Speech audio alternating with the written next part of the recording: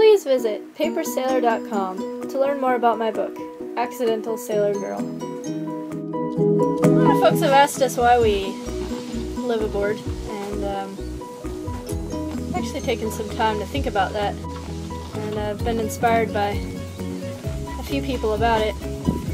But yeah, I mean, that's a good question. Why do we live on a boat? Why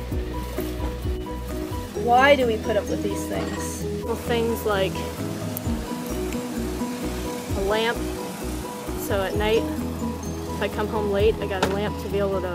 It might seem hard, and you have to do these things in order to, you know, live, or in order to keep the boat floating, and the village might need cleaning. The engine might be broke. The engine might be broke. The decks might need cleaning, and the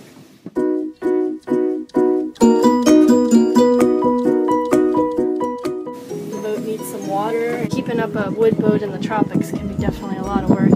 You know, it's sometimes, you know, maybe not necessarily easier on land. I mean, there's things you have to put up with, like traffic, and that your bills are paid, and your house is, you know, your roof's not leaking. And I know I've asked myself why I live out here, why I don't just go back to land and enjoy having the air conditioning and a nice shower that I can just walk into, they don't have to sit on the toilet for, and has instant hot water.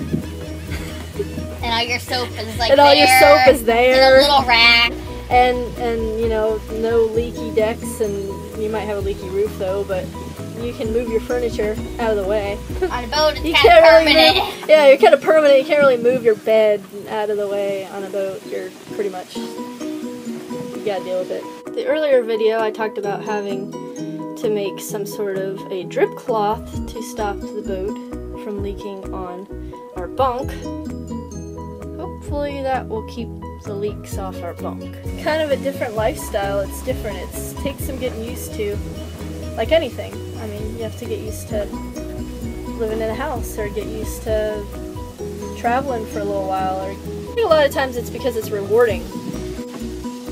So I sanded down the decks. And I got the decks all sanded down.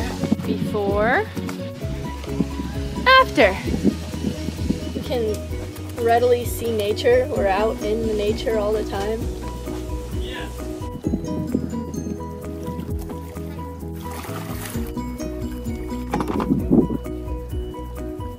Like adventure every day. I mean, you try to get to your boat and the outboard could die. Oh, by the way, we got an outboard.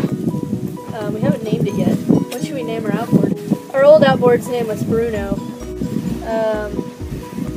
This one's been giving us trouble. I think As usual, it's an feminine. It could be a feminine outboard, yes. Maybe we should name it a woman name. What should we name it? Lisa, maybe? Sally. The Johnson Seahorse. Yeah, and you can go places too. You can move the boat. Once you get it ready to go, you can move it around and see some things. Or even taking a dinghy and going sailing down the intercoastal and going camping. I mean, anything to enjoy the adventure. This is a Paper Sailor production. Please visit papersailor.com.